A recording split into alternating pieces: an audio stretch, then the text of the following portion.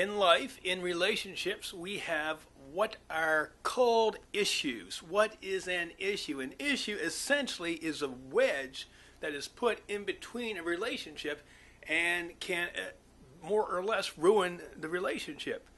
We do not want this. Well, hopefully we don't want this. Now, I know some people are addicted to a whole lot of things, and wedges might be one of them. I don't think there's anything in this world people can not be addicted to, but most of us don't want this. How do we deal with this? How do we stop wedges from coming into our relationships and ruining everything?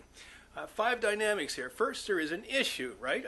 Hopefully there isn't an issue, but most people, virtually every relationship, sooner or later, is going to be some type of issue. Some big, some little, some in between. But we have to, number 2, identify this issue. If an issue is not identified, if you want to live in oblivion, this is not good. Any issue can be dealt with within reason. However, the moment that you decide not to see a particular issue, that's when there is trouble. Number 3, we have to meet the issue with confession. We have to meet the issue with boundaries. We have to meet the issue with humility. Number 4, relationship goes on with a new understanding.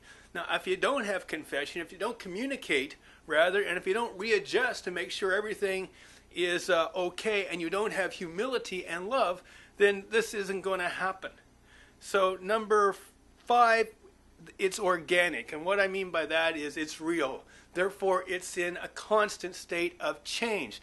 Sometimes a relationship, after it's resolved and there's new boundaries, sometimes as it progresses, more boundaries have to be put in place, or maybe less boundaries. You just don't know. So there is an issue. It is identified. It is met with, number 3, confession, boundaries, humility. The relationship goes on with new understanding, number 4. Number 5, it's organic. The confession thing doesn't usually happen. What I mean by that is people, when they become spiritually aware and enlightened, they will see things about themselves, and they will just talk to you about it, and it's resolved from that particular perspective. That doesn't happen a whole lot because it takes a lot of maturity. And to be blunt, most people aren't that spiritually and emotionally mature. That's why we need emotional medication, which is what we're talking about here. It takes a lot of intelligence, indeed, to resolve things without these dynamics in place. Now, you got to remember, however, that number 3, confession, boundaries, and humility, you got to understand that all these are very important. For example, if you have boundaries and without humility, people are just going to get hurt. Okay? And if you have humility without boundaries, somebody's going to get abused.